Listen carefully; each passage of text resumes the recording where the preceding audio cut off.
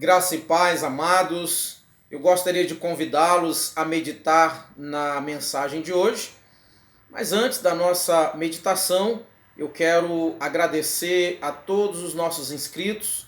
Hoje, dia 28 de outubro, estamos completando 4 meses e até a presente data estamos com 439 pessoas inscritas no nosso canal.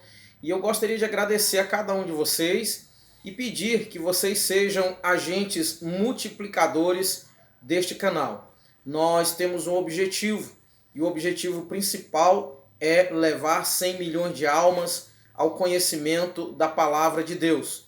E eu tenho certeza que através desta ferramenta que é o YouTube, nós podemos alcançar muitas pessoas. E eu peço a sua ajuda para que nós possamos então levar essas pessoas ao conhecimento da palavra de Deus. Agora abra sua Bíblia comigo no livro de Ruth, no capítulo de número 1. Ruth, capítulo de número 1. E o tema da mensagem de hoje é: você precisa fazer boas escolhas.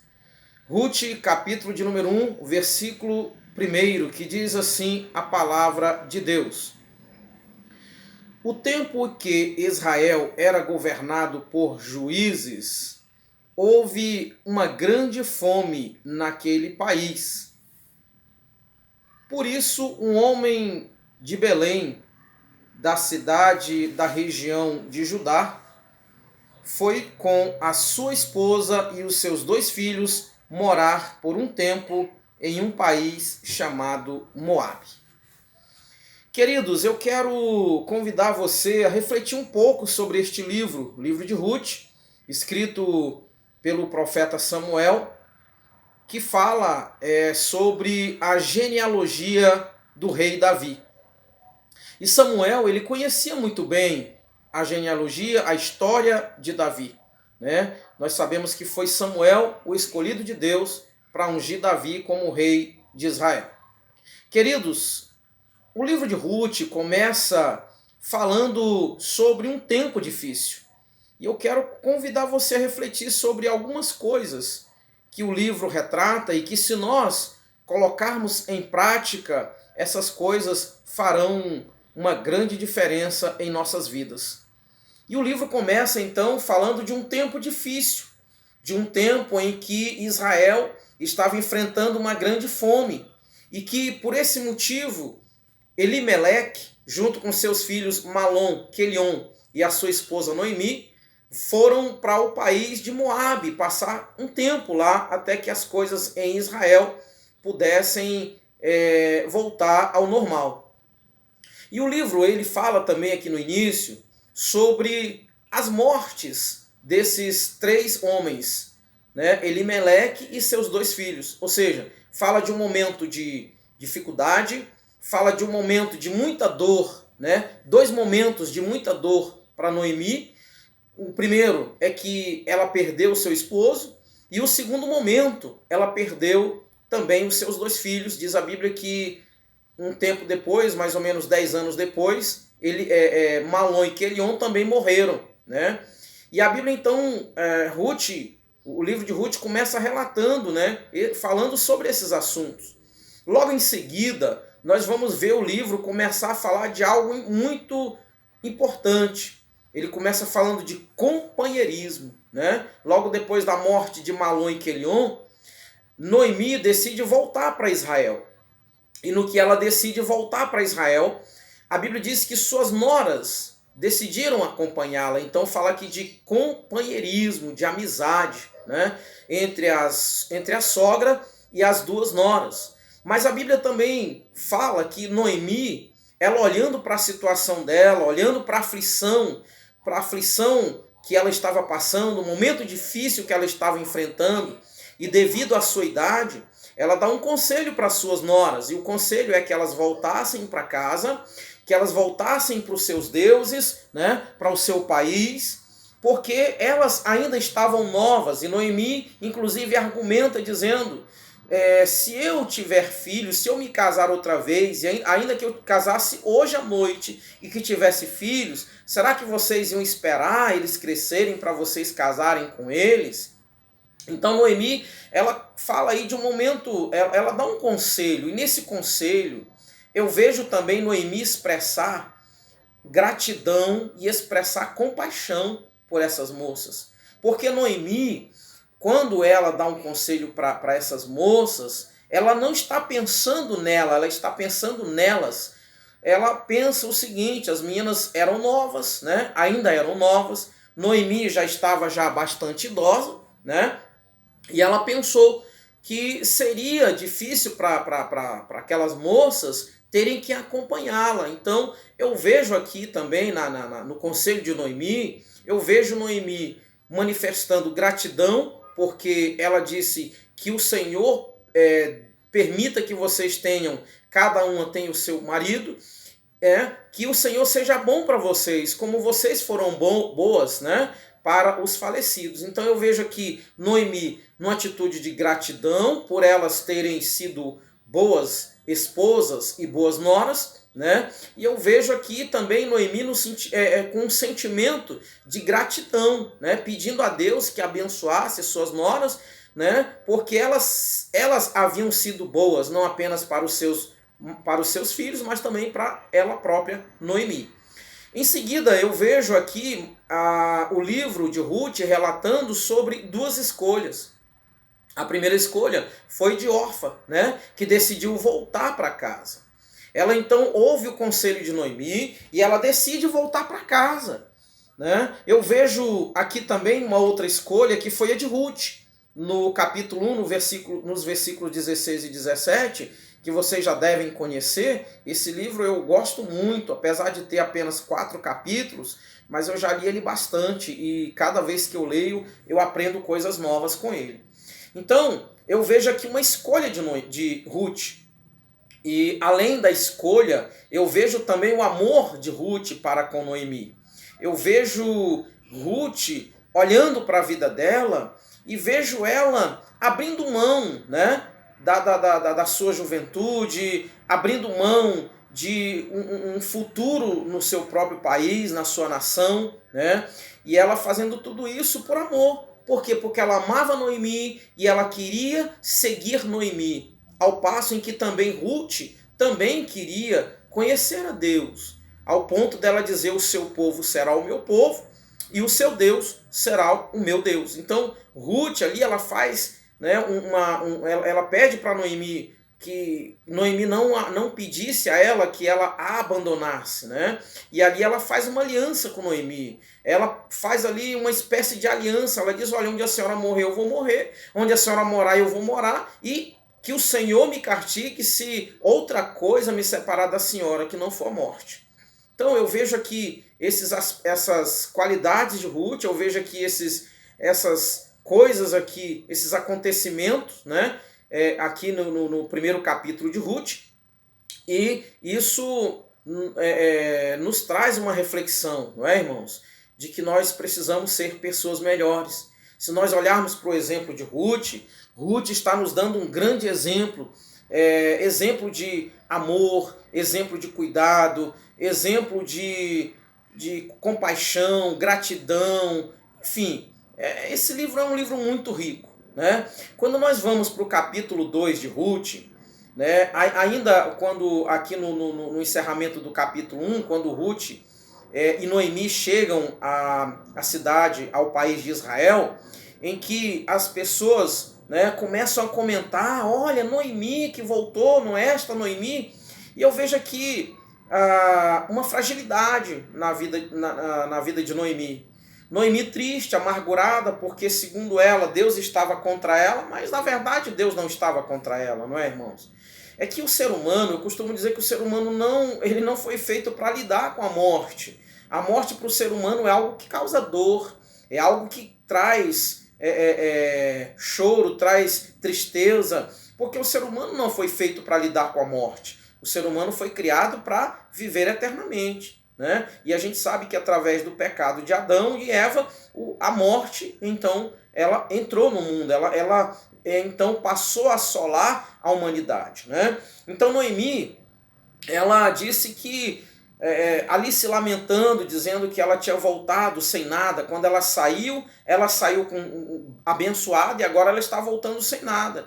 Mas ali Noemi, ela está falando com relação à sua família. Noemi ali não está preocupada com finanças, Noemi ali não está preocupada com bens materiais, porque, na verdade, Noemi tinha terras em Israel. E essas terras, nós vamos ver mais na frente, que essas terras elas trouxeram bênção para a vida de Noemi. Então Noemi ela tinha terras, ela tinha onde morar, Noemi tinha onde ficar, porém Noemi estava ali se lamentando por conta de que ela havia perdido a sua família, né? Seu esposo e também os seus filhos. E agora então ela volta para Israel, acompanhada com a sua nora moabita, né? Que era Ruth. E no capítulo 2, nós vamos ver agora algo muito interessante. Uma nova fase na vida de Ruth, né? Uma nova etapa na vida de Ruth. Ruth agora ela vai trabalhar. Irmãos, eu fico imaginando que Ruth, quando Malom, que era o esposo de Ruth, era vivo, com certeza Ruth ela não precisava ir para o campo como ela agora precisa no capítulo 2, né?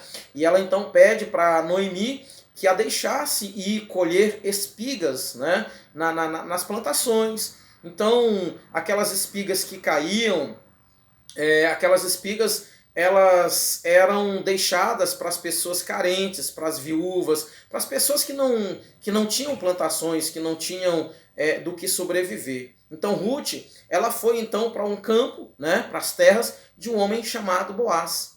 E aqui eu acho interessante que quando Ruth ela entra na plantação de Boaz, e é que ela começa a trabalhar na plantação de Boaz, a Bíblia diz que Boaz ele chega da cidade, se não me engano, de Belém.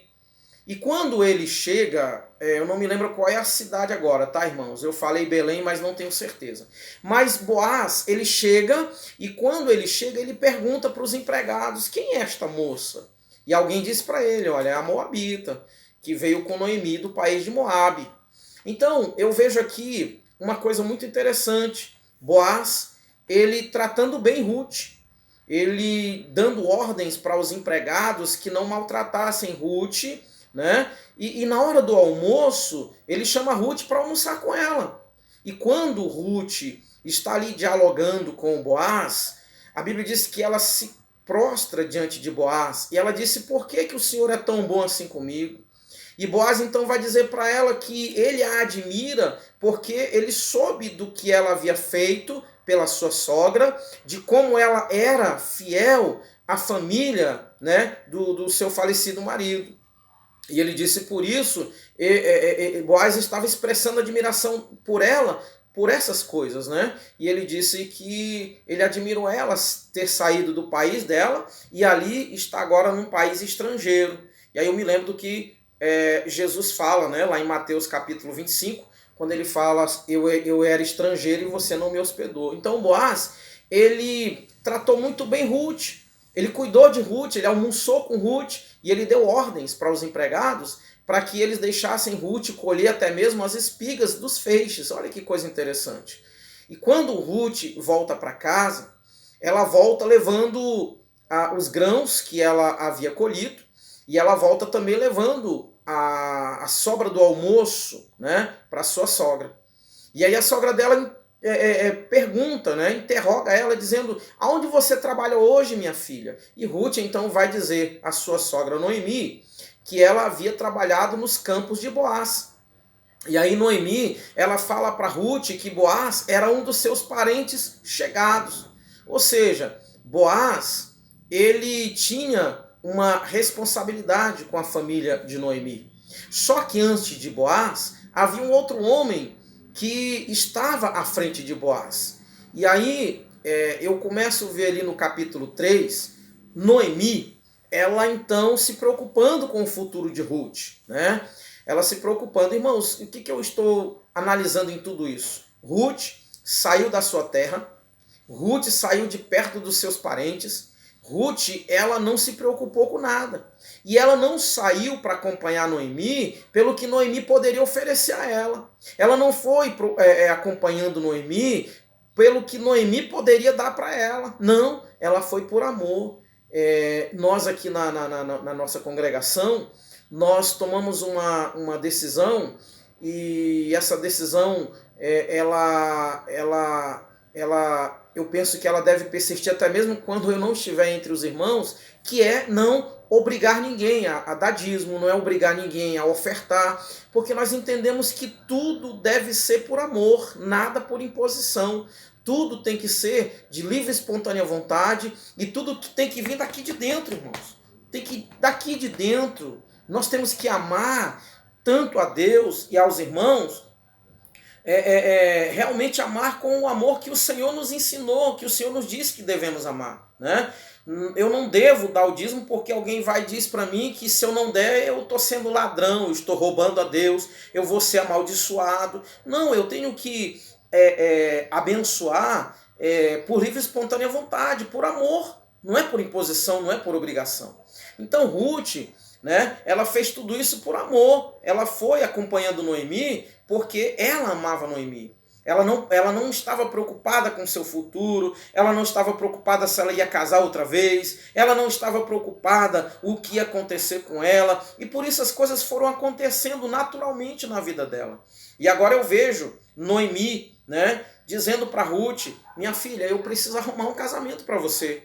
E ela agora dá orientações a Ruth. E as orientações que ela dá a Ruth ela diz: olha, Boaz, ele vai debulhar cevadas, e ela disse: então você tome banho, vista o seu melhor vestido, coloque um perfume, descubra onde Boaz vai dormir, e quando ele estiver dormindo, você deite-se aos pés dele, e ele vai dizer para você o que você deve fazer. Olha que coisa interessante, irmãos. E aí Ruth, ela segue as orientações da sua sogra.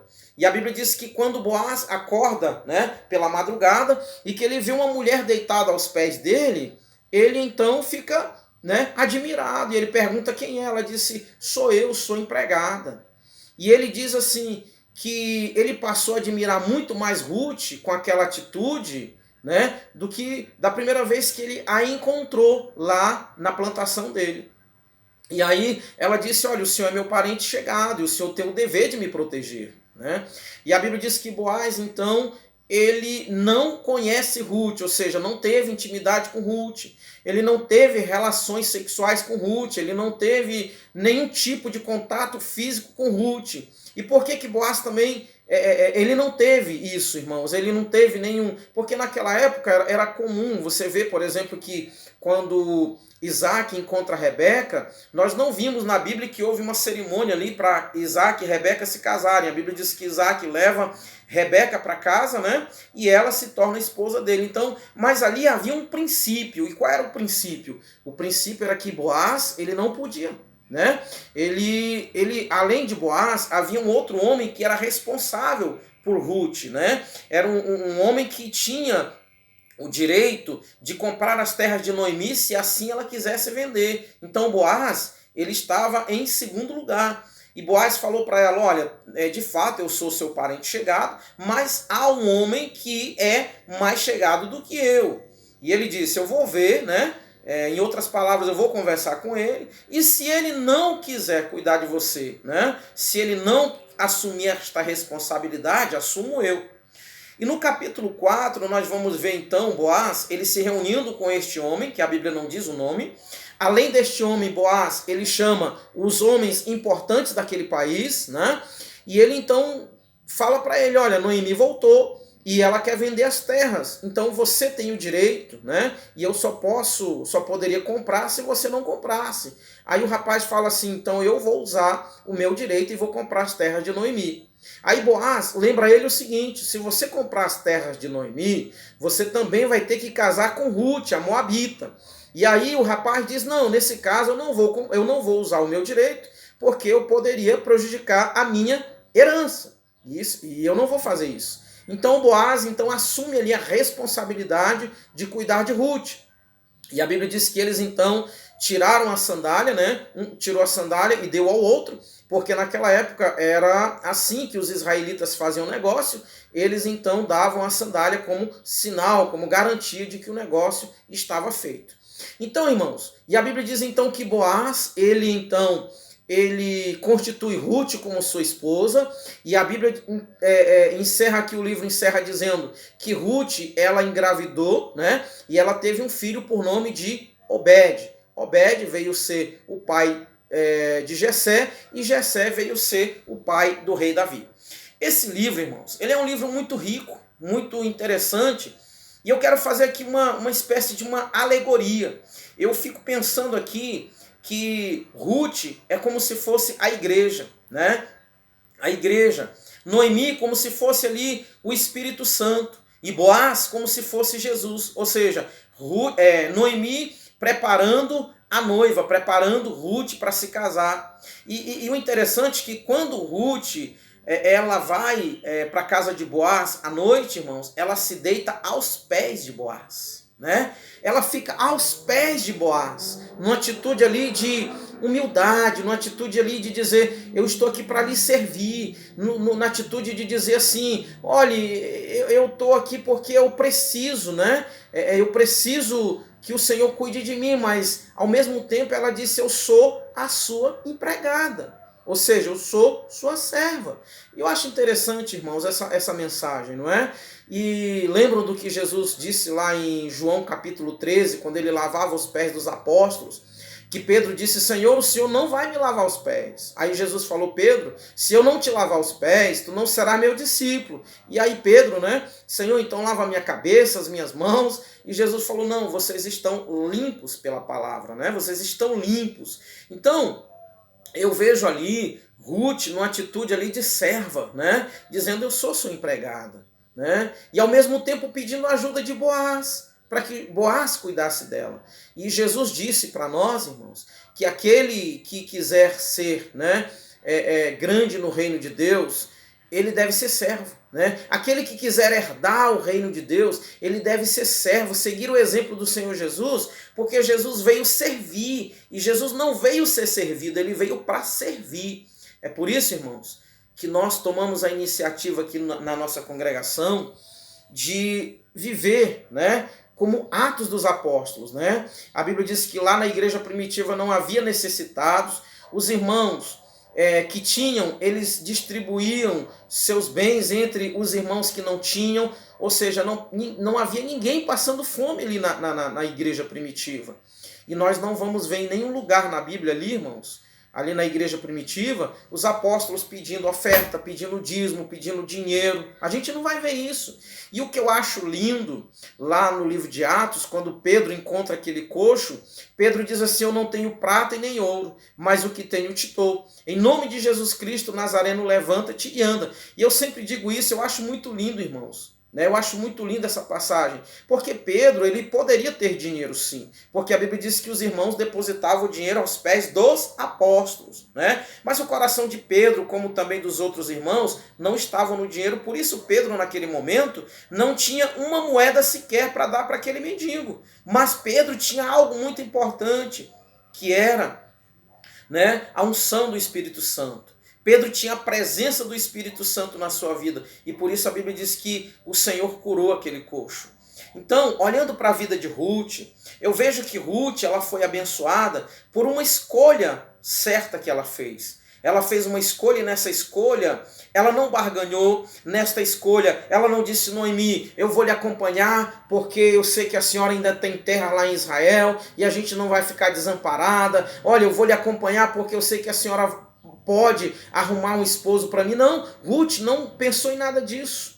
Ruth não barganhou com Noemi, Ruth foi por amor, né? Ruth acompanhou Noemi e a Bíblia diz então que Ruth, ela foi avó do rei Davi. Queridos, eu quero encerrar este vídeo orando por você, mas antes de orar por você, eu quero pedir que você nos ajude em oração. Nós temos alguns projetos aqui na nossa congregação, né? E um dos projetos nós queremos implantar um call center chamado SOS Jesus. E nesse projeto, o meu sonho ter evangelistas de plantão, não é? Vamos imaginar que alguém ligue e esteja passando um problema, enfrentando uma depressão terrível. e essa pessoa diga assim, olha, o único tempo que eu tenho para receber alguém seria à noite, e vamos imaginar que esse tempo seria de madrugada, né? Então eu sonho ter uma equipe de evangelista, né, ali à disposição para visitar essas pessoas a hora que elas precisarem. Sobretudo, irmãos, no tempo que nós estamos vivendo, né, com essa pandemia, tem muita gente enfrentando problemas com síndrome do pânico e outros problemas, né, relacionados ao confinamento, né? Então, nós temos esse projeto, né, de criar esse call center. Nós temos ainda um projeto também que é de distribuir, né, alimentos, né, para pessoas carentes, e tudo isso de graça. Porém, né, nós ainda não temos estrutura, ainda não temos recursos, não é? E eu tenho certeza absoluta que através das orações dos irmãos, através das intercessões, certamente o Senhor ouvirá as nossas orações e nos dará condições para que nós venhamos fazer esse trabalho, né? Então, o objetivo deste canal, como eu disse no início, é levar pessoas ao conhecimento da palavra. E, inclusive, eu também estou com um projeto, né, de nós fazermos vigílias, né, através deste canal, e orando, né, orar, quem sabe vigílias durante a noite inteira, orando com os irmãos. E para tudo isso nós, né, necessitamos de algumas estruturas. E eu peço aos irmãos, né, que orem para que nós possamos ter a condição de colocarmos em prática esses projetos que nós temos aqui para a nossa congregação. Nós estamos nesse desafio de viver como uma igreja primitiva, né? Eu sei que é muito difícil, irmãos, principalmente num tempo em que nós vivemos.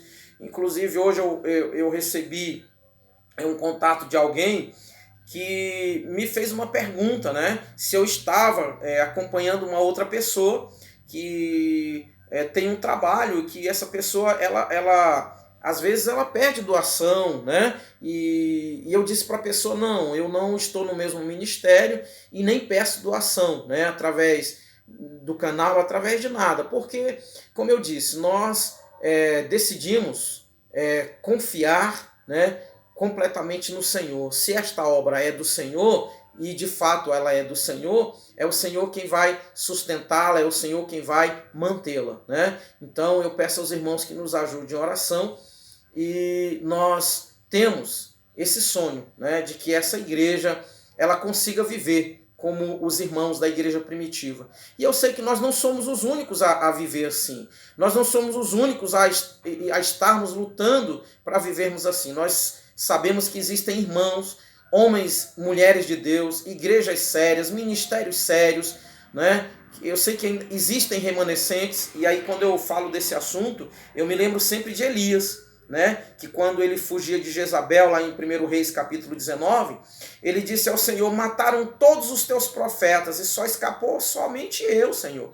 E o Senhor disse, não, Elias, ainda tem 7.000 que não se dobraram diante de Baal. Eu sei que ainda tem remanescentes, pessoas que assim como nós, estão lutando para viver em santidade, obediência, né, ao Senhor, e viver em amor, amor a Deus e amor ao nosso próximo também. Amém, queridos? Então, peço que você seja um agente multiplicador deste canal, divulgue os nossos vídeos e nos ajude a alcançar esse nosso tão grande sonho, que é levar 100 milhões de almas ao conhecimento da palavra de Deus. Eu quero orar por você, amém? Feche seus olhos, coloque a mão no seu coração e ore comigo onde você está. Querido e eterno Deus, Pai querido, em nome do Senhor Jesus, nós queremos te louvar, Senhor, queremos te agradecer, Senhor, por tudo que o Senhor tem feito em nossas vidas, por tudo que o Senhor tem, meu Pai, realizado por nós, Senhor. Pai querido, nós queremos te agradecer pelo grande sacrifício que o Senhor fez por nós na cruz do Calvário. Senhor, nós somos gratos, Senhor, porque o Senhor fez o que ninguém faria por nós, Senhor. Pai querido, nós queremos continuar te amando e te adorando, não pelo que o Senhor pode fazer por nós, não pelo que o Senhor pode oferecer a nós, mas pelo que o Senhor já fez e pelo que o Senhor já ofereceu para nós, Pai, que foi a oportunidade de sermos salvos através do teu sacrifício lá na cruz do Calvário. Pai querido, em nome de Jesus, te peço que o Senhor abençoe cada pessoa que está assistindo este vídeo, cada pessoa, meu Pai, que está afastado dos teus caminhos, Pai. Que essas pessoas possam voltar para o Senhor, que elas possam voltar enquanto há tempo, que elas possam, meu Deus, reconhecer, meu Pai, que elas precisam do Senhor enquanto elas ainda estão com vida, Pai. Pai querido, nós te louvamos, Senhor, nós te agradecemos, Pai, e te pedimos, Senhor, que o Senhor continue derramando a tua graça e a tua misericórdia sobre nós, que nós possamos conseguir vencer o mundo, o pecado e todas as tentações, Pai querido, que possamos receber, Senhor, um abraço do Senhor, e que possamos, Pai, ter o privilégio de estar com o Senhor no banquete, nas bodas do Cordeiro, e que possamos, Pai, ouvir o Senhor dizer: vinde benditos do meu Pai. Pai querido, nós te louvamos e te agradecemos em o nome do Senhor Jesus. Que Jesus seja glorificado e exaltado para todo sempre. Amém e amém.